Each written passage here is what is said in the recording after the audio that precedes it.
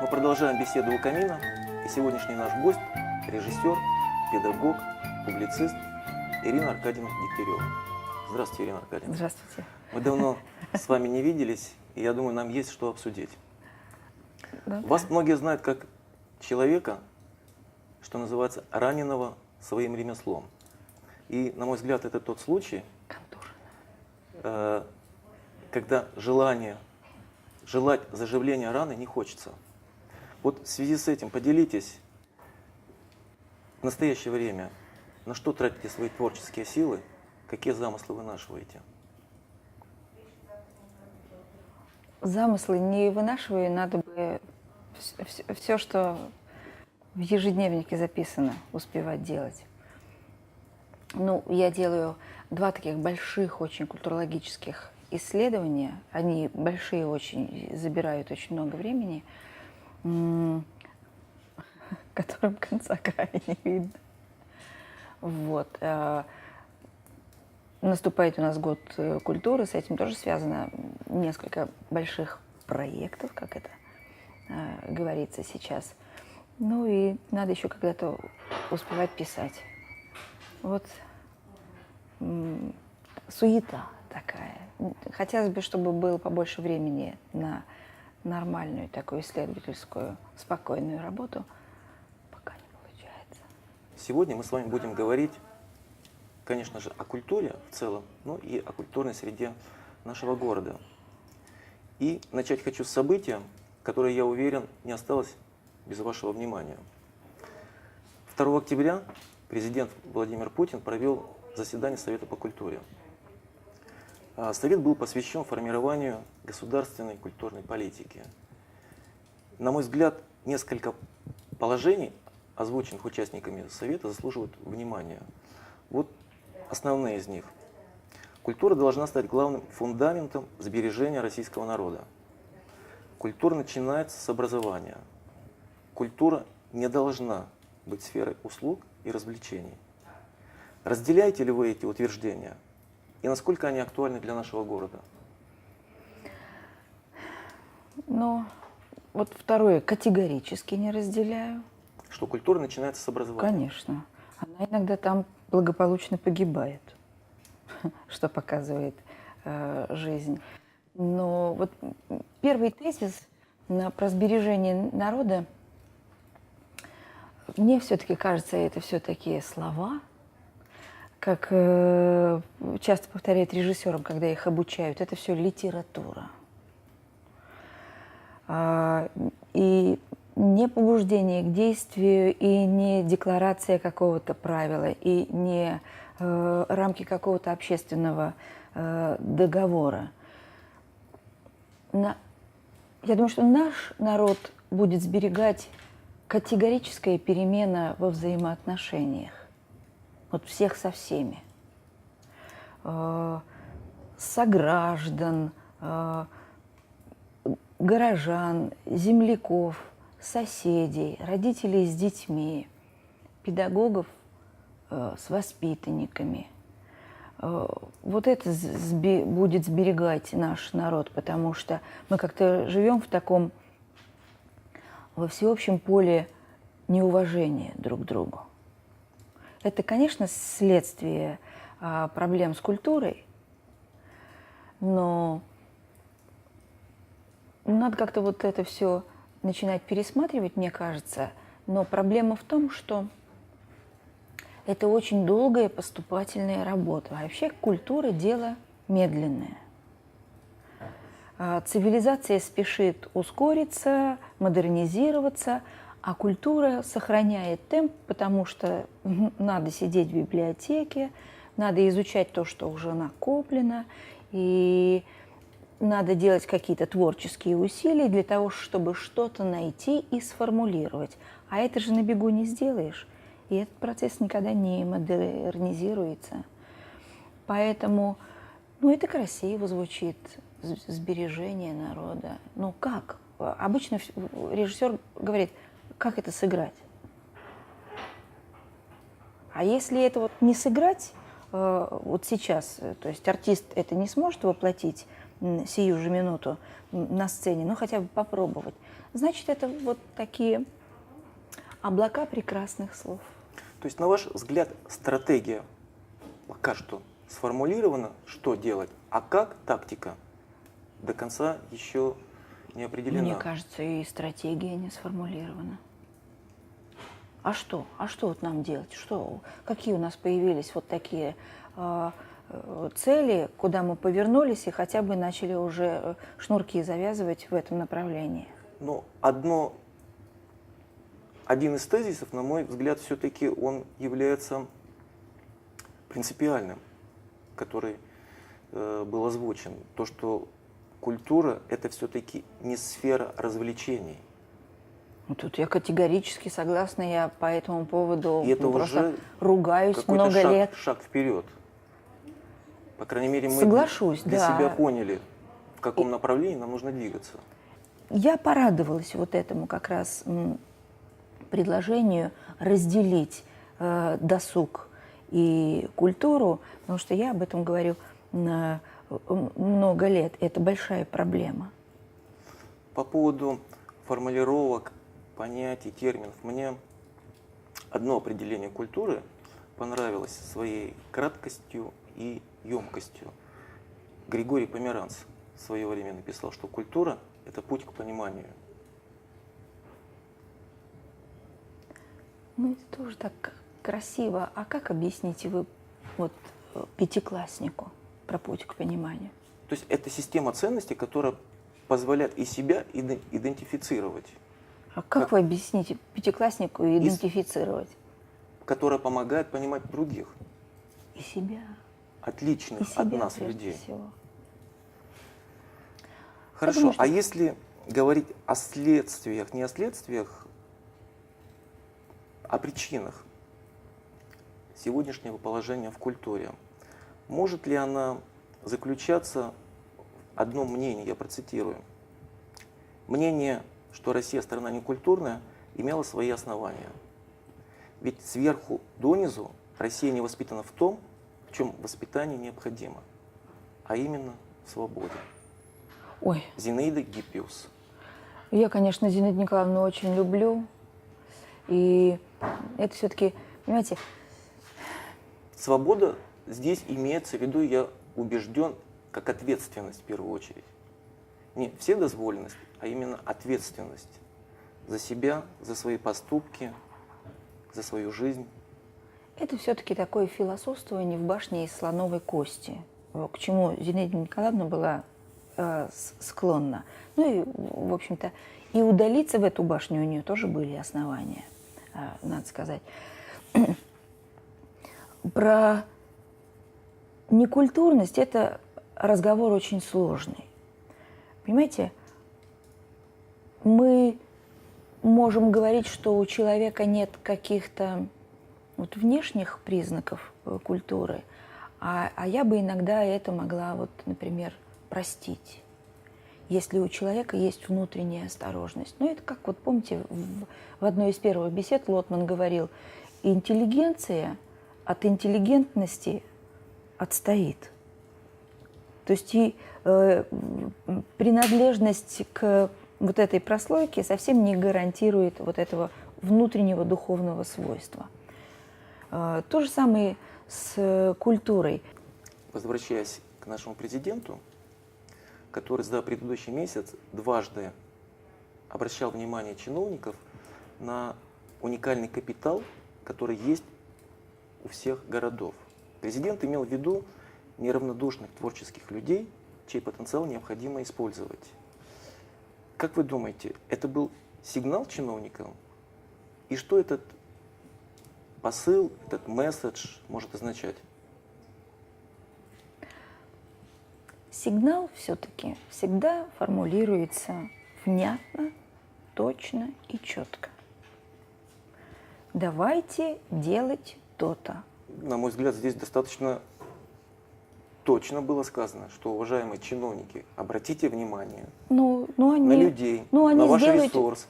Они сделают вид, что они обратят, и все на этом закончится. Это же, первый раз, что ли, мы это все проходим.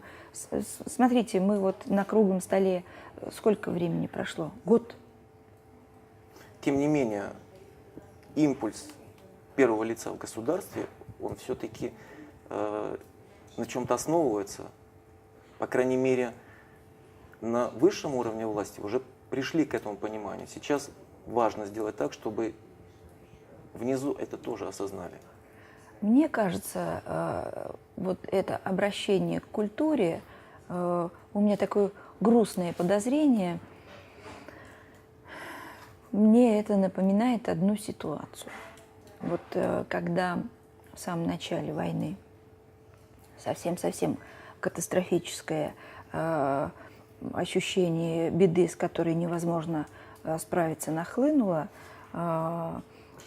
руководитель страны вдруг воскресил вчера еще преследуемую риторику и обратился к согражданам как братья и сестры. После того, как были колоссальные гонения на церковь, почувствовав опасность, этот человек обратился к согражданам, понимая, что вот только это может сплотить.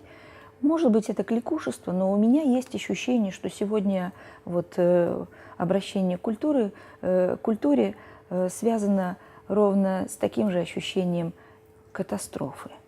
Вот то, что происходит с нами, то, до какой степени нетерпимость, неуважение, в массовой доле презрение друг к другу разрушает нашу страну, вот заставило обратиться к культуре как к последнему, для меня, например, к первейшему средству для того, чтобы оздоровить общество. Но еще раз повторяю, это очень долгое дело, и уж самые последние соратники в этом деле – это чиновники, я убеждена. В обществе существует два взгляда на культуру. Первый. Культура должна быть понята народом. Это такой Сейчас ругаться буду. путь, когда человека подтягивают до уровня понимания культуры и искусства. И второй взгляд. Культура должна быть понятна народу. Здесь движение в обратном направлении, она связана с приземлением культуры до уровня сознания массового потребителя. Все-таки, на ваш взгляд, что зачем должно тянуться? Мне кажется, ну, безусловно, вот остановимся на втором тезисе. Это вот безобразное безобразие, как сказал бы Достоевский. С этим мы столкнулись и на Совете по культуре, вот, который был такой тренировочное у нас собрание, ознакомительное было, когда мы заговорили о мониторинге культурных запросов. Наших горожан возникла эта тема, конечно, сразу же она высунула голову, и предложено было узнать, а чего хотят сограждане. Я считаю, что это вредный очень путь. Тут я привожу простой очень пример. Вот если собрать пятиклассников и сказать: ребят, скажите по-честному, вот когда у вас настанут каникулы, и у вас уедут родители, и вам оставят много еды, и все, что нужно для жизни, что вы будете делать? Понимаете, дисциплинированные такие дети, у которых рядом стоит классный руководитель, говорят: мы будем читать книжки, то, что нам задано на каникулы, мы будем делать уборку. А всегда, ну, я этот вопрос задаю очень часто детям, всегда находится один такой честный молодой человек и говорит: мы будем валяться и играть в компьютер. Вот все культурные запросы. И взрослые в этом смысле немного отличаются. Поэтому всегда должно существовать экспертное сообщество, которое будет знать, до какой степени возможно расширять культурное пространство, чтобы люди в нем искали, находили, узнавали, удивлялись. Сегодня в культурологии вот один из первых тезисов – это создание избыточного культурного пространства. То есть вокруг нас должно быть гораздо больше предложений культурных, чем мы можем себе предположить. Вот вы помните, как вы выбирали профессию в 10 классе? Да, помню. Ну, тяжело было, правда? Или вы сразу определились? Тогда предложений было не настолько много, чтобы мучить себя выбором. Ну, Потому может что мы быть. определялись с профессией в рамках своего обучения в межшкольном учебном комбинате. И там из всех профессий для мальчиков были слесарь, ремонтник, электрик, водитель. Большого труда из этого предложения выбрать для меня не составляло. Понятно. Но вот вообще момент определения профессии, он же сложен вот по той же аналогии, что и культурный выбор. То есть хочется чего-то, и ребенок еще не знает, какие бывают профессии. Правда? Мы же вот сейчас даже узнаем, какие существуют, оказывается, профессии. Вот можно было бы себя в этом направлении попробовать. А узнает он уже тогда, когда институт закончит. Где ему найти вот эту информацию, что существует такое поле выбора? Мы должны предложить, культурная среда должна предложить, ну, там, по поводу выбора профессии, профориентационная какая-то среда должна предложить этот выбор. И это должно быть огромное поле, которое удивляет разнообразием, и где действительно каждый человек может найти свой интерес и может найти возможность для своего развития. И, что немаловажно для культуры, для своего утешения. Если говорить про развитие и про культуру, И про утешение. и про утешение, хорошо. По мнению президента, есть одно важное условие, которое обеспечивает развитие культуры. Вот что он сказал. Формирование культурной политики должно идти в тесном взаимодействии власти и общества. Почему президент сделал акцент на данном принципе и насколько он реализуется в Кирово-Чепецке?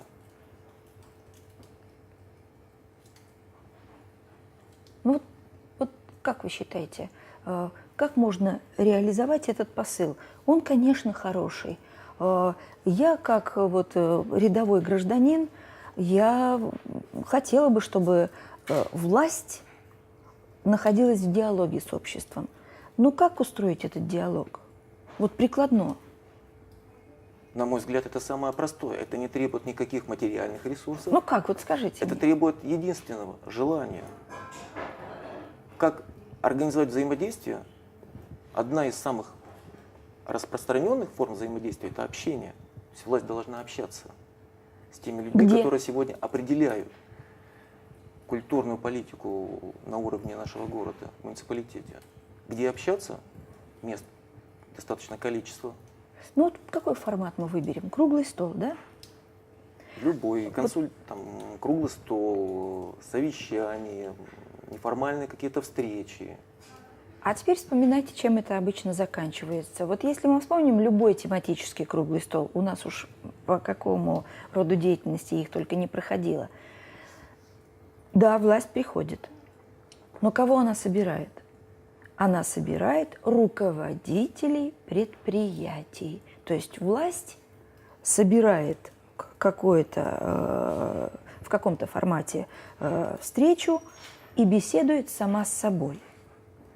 Никогда вы не увидите, чтобы власть собирала на какой-то круглый стол непосредственных делателей, ну, там, допустим, медицины, культуры. Нет, это всегда такая встреча с начальниками. Но вы же понимаете, что руководители – это одна компания, а общество, непосредственно люди – это совершенно другая история. В этом проблема. И мне кажется, что весь этот почин я очень была рада этим инициативам и даже вот декларациям этим записанным и провозглашенным. Но мне кажется, это все останется на бумаге, потому что, ну, не однажды уже мы это проходили, и все потонет, сами знаете, на каком этапе. Не хотелось бы. Ну, мне тоже не хотелось бы. Предлагаю перейти к размышлениям о культурной среде Оптимистическим. нашего города. Я так понял, что для вас пока положение в культуре, если проводить аналогию с наполовину наполненным стаканом, все-таки полупустой. То есть вы такой Ну, там какая-то непонятная жидкость. пессимист в этом смысле. Нет, я реалист. Хорошо.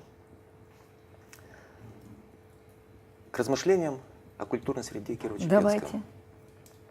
Я бы хотел, чтобы для начала вы пояснили, почему создание полноценной культурной среды так важно для любого города. Оно просто важно. Вот культурная, Почему? культурная среда должна быть. Вот сразу, что приходит в голову, это аналогия с кислородом. Иногда приходится приезжать в такие города, допустим, которые мы называем академические, да? Или вот в Сибири есть города декабристов, да? Города, куда были сосланы декабристы. Эти города очень отличаются просто людьми. Они находятся, может быть, рядом. Вот я долгое время жила в Кемерово, это шахтерский город. Он вот в полной мере шахтерский город. И иногда приходилось выезжать в Томск, академический город. Прекрасный город, да. Это просто же, понимаете, это другая планета. Неизвестно от чего. От того, что там жили декабристы, от того, что там много ученых, или от того, что он весь состоит из студентов. Но он даже на улицах другой. Или вот, допустим, Обнинск. Культурная среда – это кислород, который питает и помогает развиваться всему, что вокруг.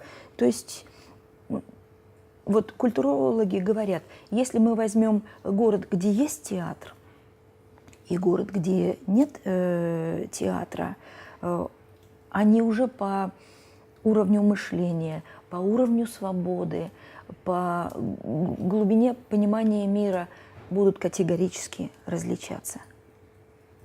Правда? В связи с этим у меня следующий вопрос. Что все-таки чего формирует? Культурная среда создает уровень местной культуры, либо уровень местной культуры определяет культурную среду? Ну, конечно, культурная среда первична. Возможно, жители Кирово-Чепецка станут счастливыми обладателями многофункционального культурного центра. Это здорово. И развивая эту тему, хочу спросить, на ваш взгляд, какое содержание будущего центра будет интересным и полезным для горожан? Ну вот интересным я бы всегда отодвигала, потому что желание интересного, яркого и нового – это желание невоспитанного вкуса.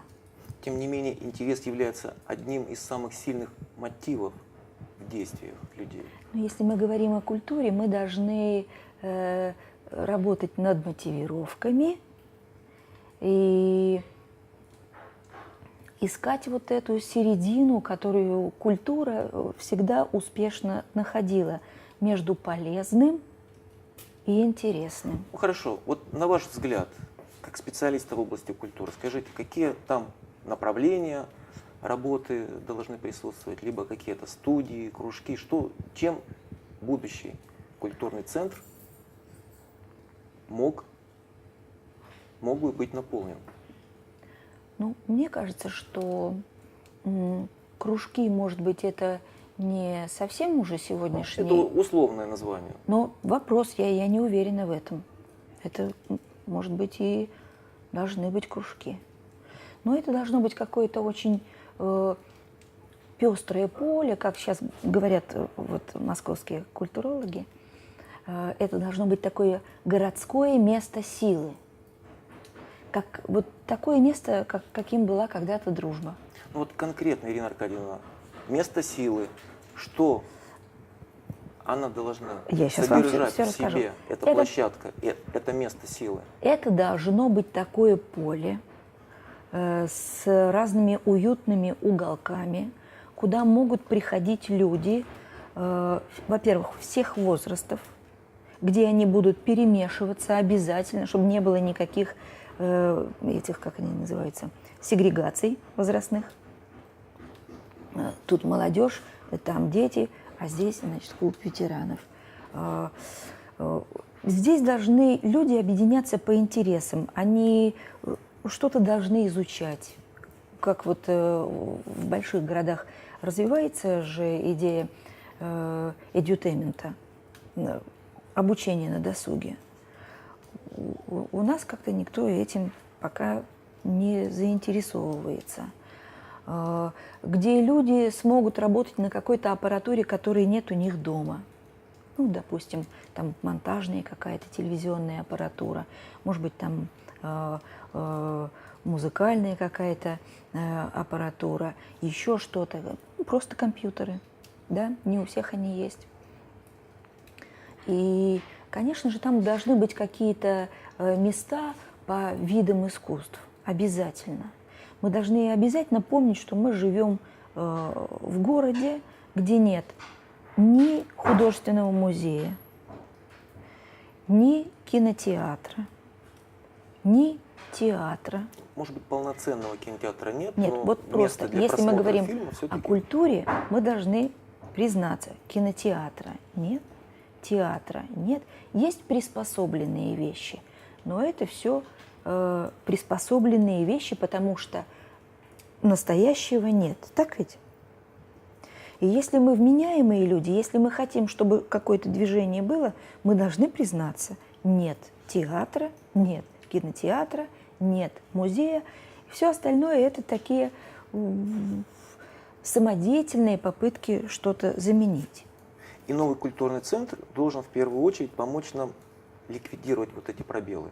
Да, там должны быть места, которые будут давать представление о том, что театр должен быть частью жизни, филармония должна быть частью жизни, кино, но оно и составляет часть жизни у большого количества молодых людей, но как-то надо горожан объединять вокруг этого, то есть сделать просто это доступным.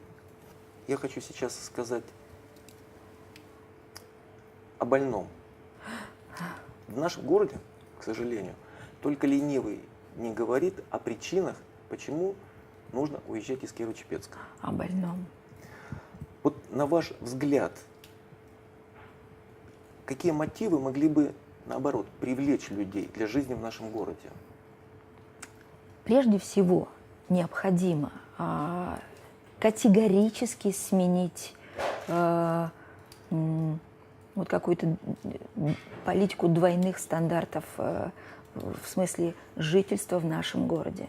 Потому что вне публичного пространства, вот кто только из нас с вами не говорит, надо, да, не надо даже договаривать. Или кто только из тщеславных взрослых не желает, чтобы его ребенок уехал в большой город. И почему-то никому не стыдно, что ребенок начинает работать, там, допустим, охранником в магазине или продавцом в Ашане, да, где продавцы… В другом городе, имеется в виду. Да, в большом. В большом. Вот для нас главный мотив Большой. большой, да? А поскольку мы, чепчане, народ тщеславный, то… Батки на большое. Нет, это два города. Питер и Москва. Ну, в крайнем случае, Нижний Новгород.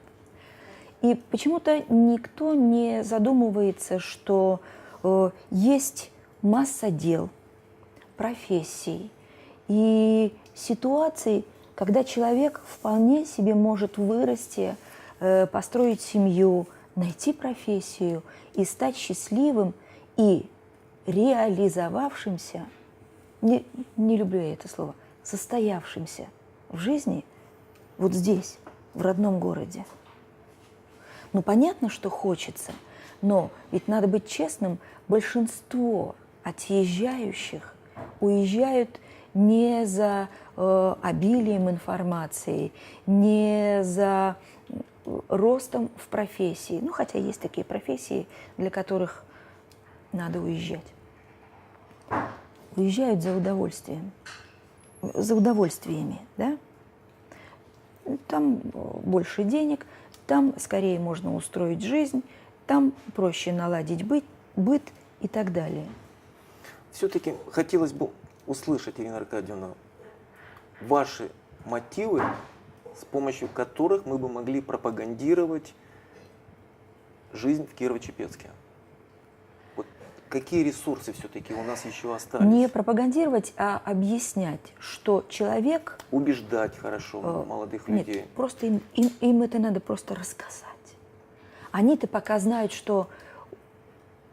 Вот в качестве аргументов что мы можем привести? Во-первых, надо категорически запретить, ну, по крайней мере, должностным лицам употреблять фразу «талантливые все уехали». Вот где только вы не услышите эту реплику. Во-первых, это безобразное неуважение к горожанам.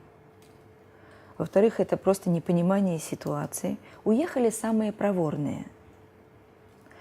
А по поводу талантливых, ну что у нас тут, что, выселенцы, что ли, живут? Ну, это же нелепость. Во-вторых, просто надо говорить, постоянно говорить о том, что не важно, где живет человек, важно, что он делает. И важно, как он живет. Как вот с точки зрения нарушений каких-то вот серьезных, очень человеческих норм. Это все-таки внутренние установки, которые мы должны пробуждать в молодом поколении. Вот мне хотелось бы внешние мотивы, вот условия, которые на сегодняшний день в городе существуют и которые могли бы замотивировать людей жить в этом городе. Вот в Англии несколько лет назад возникла одна общественная очень серьезная проблема. Она очень мешала жить англичанам, у которых все устроено. Что они сделали? Они вели несколько месяцев планомерную рекламную, социальную рекламную кампанию, где каждый день повторяли одни и те же вещи. В жизни все устраивается, объясняется и продвигается очень просто. Любой рекламщик вам это расскажет. Надо просто почаще повторять. Не какие-то вещи, которые за гранью добра и зла, а простые вещи. Есть один такой замечательный фильм с Пускепалисом «Простые вещи».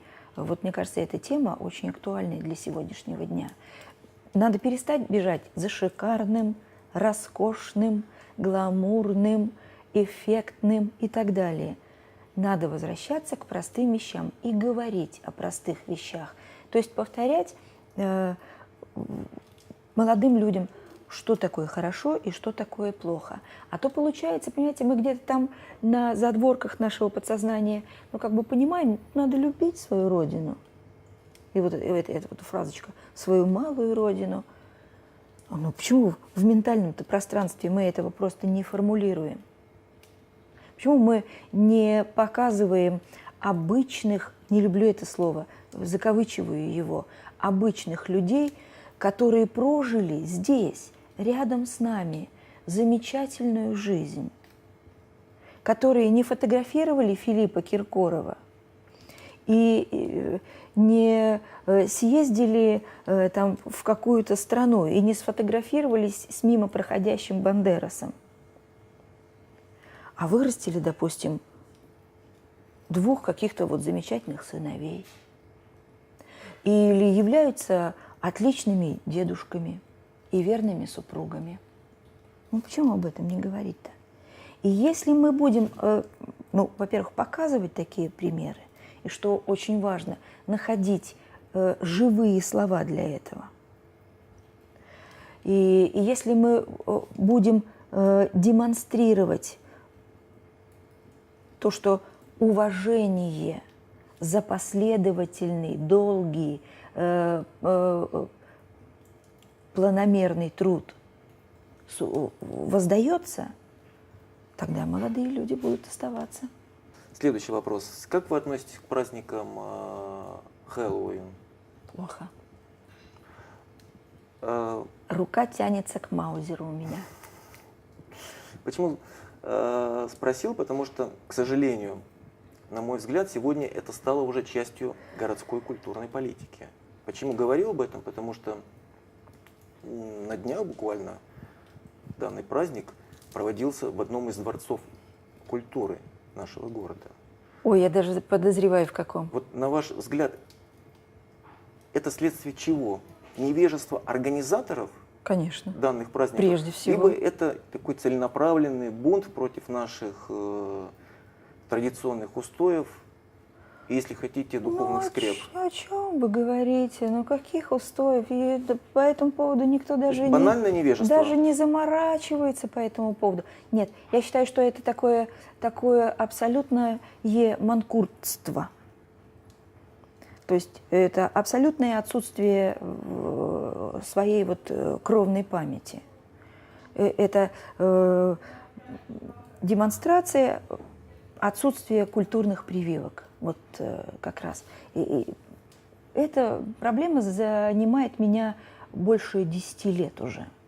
Я ее отслеживаю больше 10 лет, и чудовищно, конечно, говорить, но это так. Эти праздники нам привнесли учителя. В таком случае хочется организаторов подобных праздников Расстрелять. Нет. Я более терпим, Ирина Аркадьевна. Адресовать их в сторону высказывания академика Лихачева Дмитрия Сергеевича, который в свое время написал, что все нации начинали рушиться именно с пренебрежения собственной культурой. Хотелось бы, чтобы организаторы подобных праздников задумались об этом. Ну и в завершении, Ирина Аркадьевна, наш традиционный блиц-опрос. По возможности отвечать, помня... Как-то вы меня гоните, я еще до сих пор в Хэллоуине. Помня о родственнице таланта. А знаете продолжение этой поговорки? Да, знаю, Ирина Аркадьевна. Ваш любимый культурно-исторический период? Ну, конечно, Древняя Греция. Античность. Ваш любимый литературный персонаж? Дмитрий Карамазов. Сегодняшняя культурная среда в городе быстрее формирует Смердяковых или Карамазовых? Это у вас было заготовлено? Вопрос? Про Карамазовых и Смердяковых? Да. Мы с вами не договаривались, кстати. Да, удивили. Ну, Смердяковых-то, конечно, жалко так говорить про родной город.